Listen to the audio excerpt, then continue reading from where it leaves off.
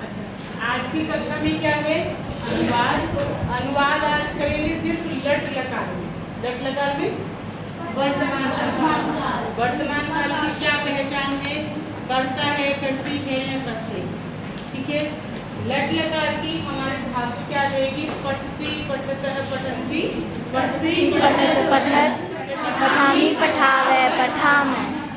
इसी प्रकार से वद की, लिख की, भू की, गम की, गच की, हंस की, पिप की धातुएं पढ़नी इसी पैटर्न से। ठीक है। आज हम देखो अनुवाद क्या होता है? एक भाषा को दूसरी भाषा में बोलना, यानी उसी बात को दूसरी भाषा में परिवर्तित करके बोलना। अब मैंने यहाँ 3 वाक्य लिखे हैं, इनमें से एक हिंदी का है और एक वाक्य संस्कृत।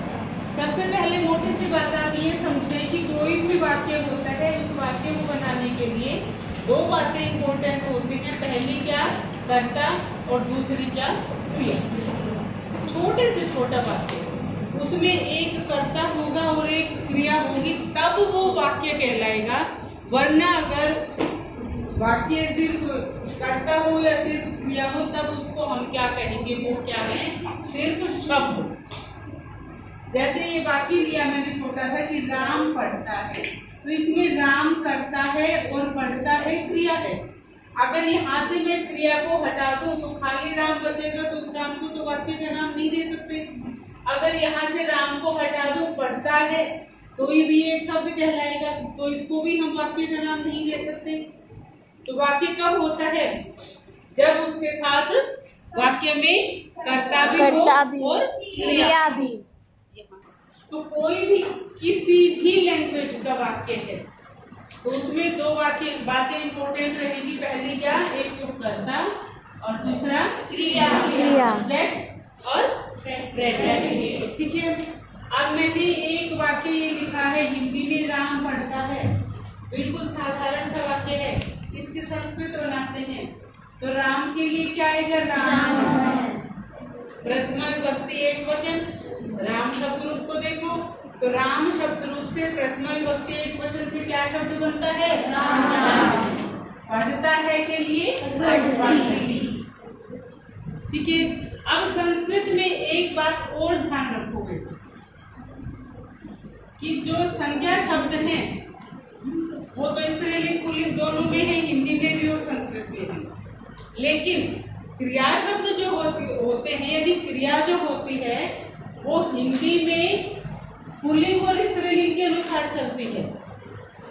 अब यहाँ राम पढ़ता है, अगर मैं यहाँ राम के स्थान पर रमा कर दूं, रमा पढ़ता है तो नहीं हो सकता, तो क्या हो जाएगा?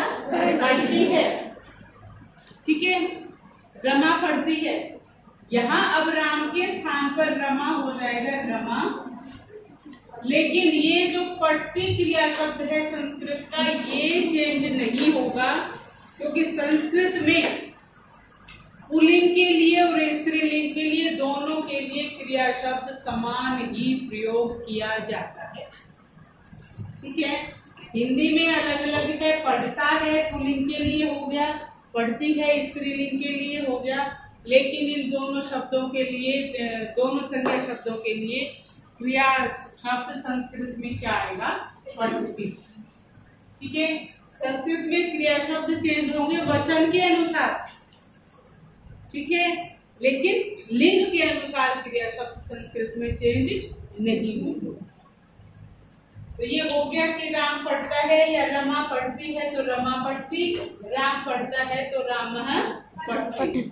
रमा शब्द जो है, रमा शब्द रूप की प्रथमा विभक्ति का एक वचन है, राम शब्द रूप की प्रथमा विभक्ति का एक वचन है, जिसमें क्या होता है कि हिंदी में नॉर्मली वैसे हम लिखेंगे तो सिंपल नाम लिखेंगे, राम लिख दिया, लेकिन जब उसका शब्द रूप बनाएंगे और उसकी जो प्रथमा विभक्ति होगी तब वहां पर क्या लग जाएंगे? विसर्ग लग जाएंगे। तो क्या बोलेंगे उसको? राम। राम का अर्थ क्या हो जाएगा? राम ने। ठीक है। यहाँ तक समझ आ गया। आगे मैंने दूसरा लिखा है कि राम पुस्तक को पढ़ता है। अब ये जो जो ऊपर वाक्य था हमारा, ये बिल्कुल साधारण वाक्य था जिसमें कर्ता था और क्रिया थी। लेकिन जो ये वाक्य मैंने लिखा है, इस वाक्य में कर्ता है, कर्म है और क्रिया है। ठीक है, तो कर्ता क्या हो गया? प्रथमा विभक्ति। ठीक है, कर्म क्या हो गया? द्वितीय विभक्ति। और क्रिया की कोई विभक्ति नहीं होती, क्रिया के वचन होते हैं या क्रिया के पुरुष होते हैं। ठीक है, शब्द रूप में विभक्तियां चलती हैं और क्रिया में पुरुष चलते हैं। ठीक है, याद रखोगे ये बात। अब देखो इसका बनाते हैं। तो राम के स्थान पर आ गया राम, प्रथमा विभक्ति एक वचन। ठीक है, पुस्तक को, ये क्या है?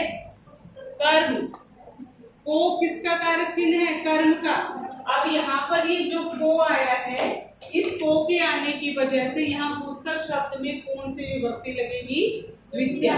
द्वितीय क्यों लगेगी? कर्म जो है वो दूसरे नंबर का कारक है, इसलिए उसमें द्वितीय लगेगी। तो पुस्तक को के लिए क्या शब्द है? पुस्तकम। ठीक है, पढ़ता है, पढ़ती। अब वो ही यहाँ पर हम राम के स्थान पर कर दें लता, तो यहाँ क्या हो जाएगा? लता पुस्तकम पढ़ती। और यहाँ क्या हो जाएगा? ठीक है, क्रिया शब्द हमने हिंदी में चेंज किया, संस्कृत में क्रिया शब्द को हमने चेंज नहीं किया है। ये स्त्रीलिंग का शब्द है, ये पुल्लिंग का है, दोनों के लिए क्रिया एक ही प्रयोग की गई है, जबकि हिंदी में दोनों के लिए अलग अलग थी।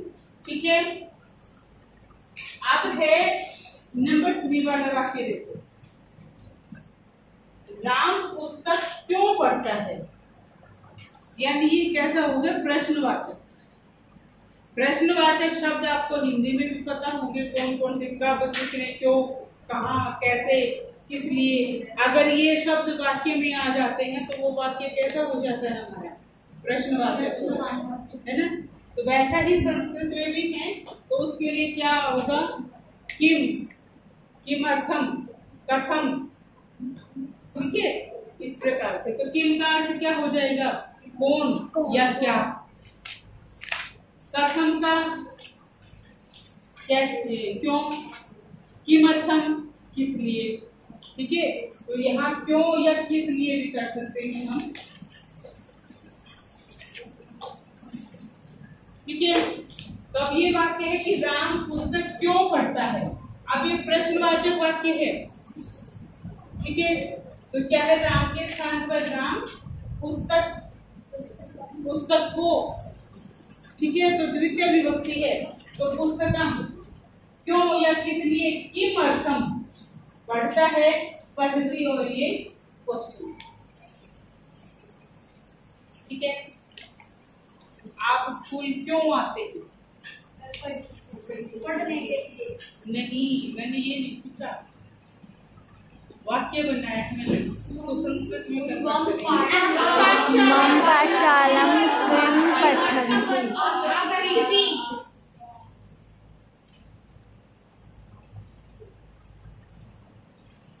कि आप स्कूल में किस लिए आते हैं? तो किस लिए कि क्या आएगा? किमर्थम आते हैं। आगच्छति,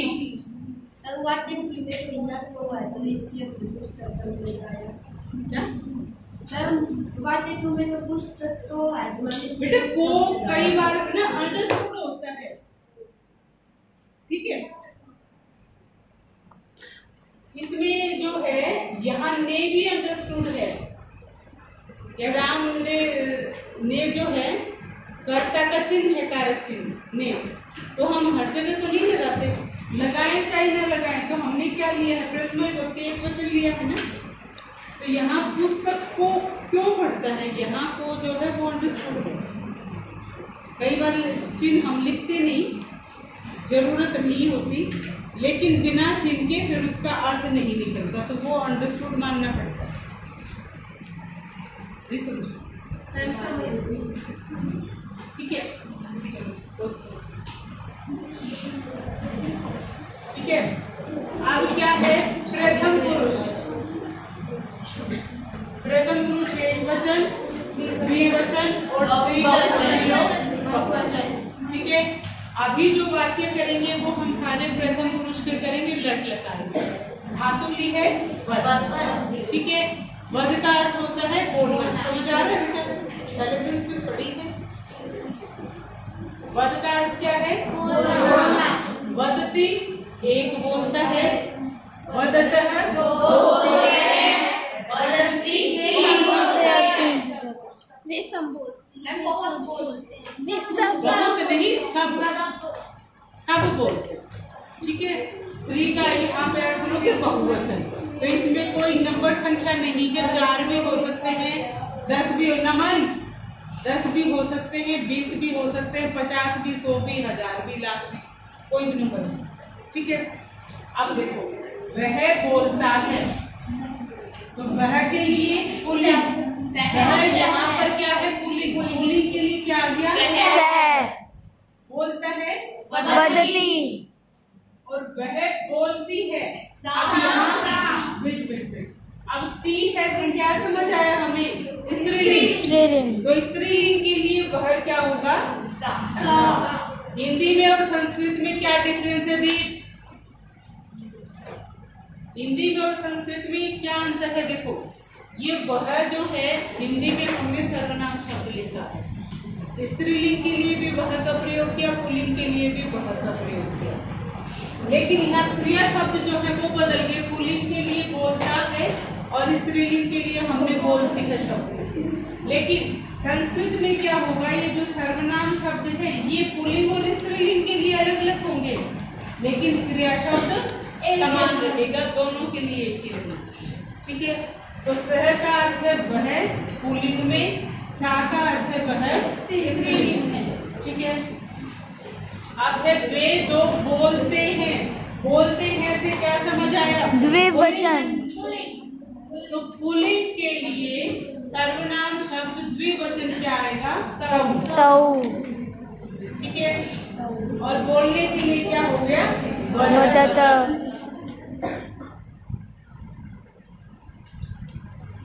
वे दो बोलती है। अब ती कैसे समझ में आया कि स्त्रीलिंग।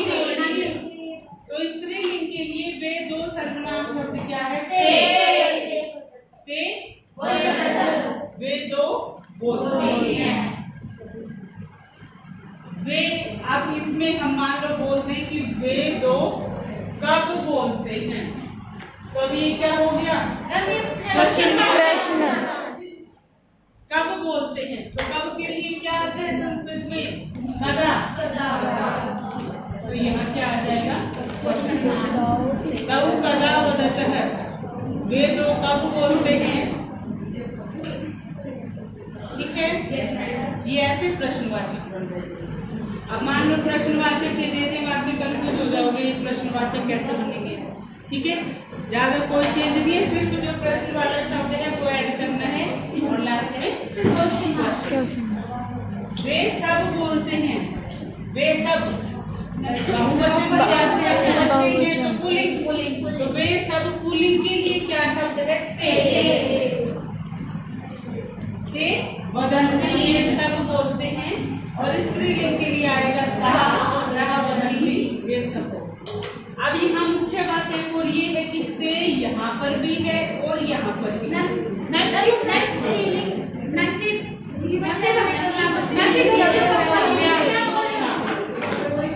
जब ते सर्वनाम शब्द के बाद द्विवचन की क्रिया आती है, नमन,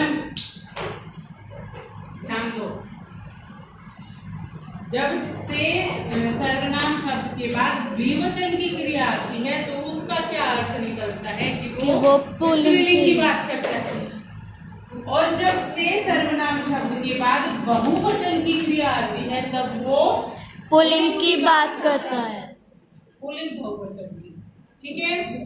यस मैम। ते अगर द्विवचन के साथ है तो स्त्रीलिंग, और वही ते अगर बहुवचन के अर्थ के साथ है तो ये बात याद रखना।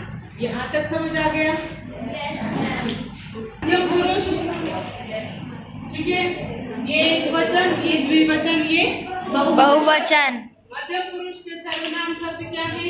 देखो, प्रथम पुरुष था, उसके लिए संज्ञा शब्द और सर्वनाम शब्द बहुत सारे प्रयोग होते हैं। जितने भी नाम हैं वो सारे प्रथम पुरुष के संज्ञा शब्द हैं, एक वचन, द्विवचन और बहुवचन के अनुसार। फिर वह, वे, ये सब क्या है? किम, ये सब क्या है? प्रथम पुरुष के सर्वनाम शब्द। मध्यम पुरुष के और उत्तम पुरुष के सर्वनाम शब्द एक एक ही। मध्यम पुरुष के क्या है? त्वम, त्वम, युवाम, यूयम। त्वम का अर्थ है तुम, युवाम का अर्थ है हम लोग, और यूयम का अर्थ है तुम सब।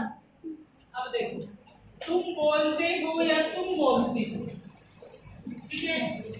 त्वम वदसि, दोनों के लिए ही यही प्रयोग होगा, त्वम वदसि। अगर वाक्य आपके पास हो कि तुम बोलती हो, तब भी आप क्या लिखोगे? त्वम वदसि। अगर है कि तुम बोलते हो, तब भी त्वम वदसि।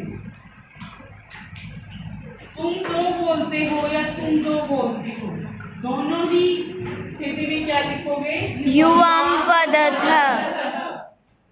ठीक है? बहुवचन के लिए आ जाए, तुम सब बोलते हो, युवाम वदथ। ठीक है? तुम सब क्यों बोलते हो? यूयम किमर्थम वदथ। ठीक है? तुम कब बोलते हो? तो यूयाम कदा वदथ।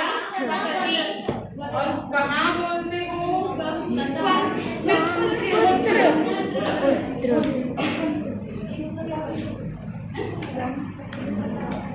कदा, कदा करते तब, कदा कब, यदा जब।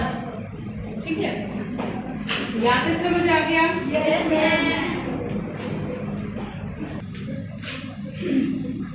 उत्तम पुरुष, बदामी, बदावह, इसके सर्वनाम शब्द क्या हैं? अहम, आवाम, वयम। अहम, मैं, आवाम, हम दो, और वयम, हम सब। मैं बोलता हूँ या मैं बोलती हूँ, देख लो, मैं बोलता हूँ या बोलती हूँ, बदामी, हम दो बोलते हैं या आवाम, बदावे, और हम सब बोलते हैं, वयम, बदावे। तो ये आपका हो गया लट लकार में अनुवाद। तो इसकी प्रैक्टिस करोगे, जब तक प्रैक्टिस नहीं करोगे तब तक समझ नहीं आएगा, मैं चाहे कितनी बार